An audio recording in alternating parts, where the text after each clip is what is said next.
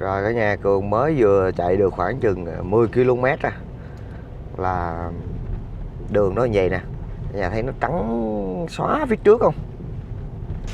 Wow. Đó, cá bự đã. Anh cũng nuôi từ năm 2021 á. 2021 là 2021 á. Ồ, giờ là 4 năm rồi. 4 năm rồi. Dạ. Anh sẽ cho thêm một ống 90 dưới nữa. À, Là mục đích để lỡ hậu trên nước nó hụt á. Thì con ống dưới nó sẽ đi ngon qua. dự phòng. Dự phòng nó đi.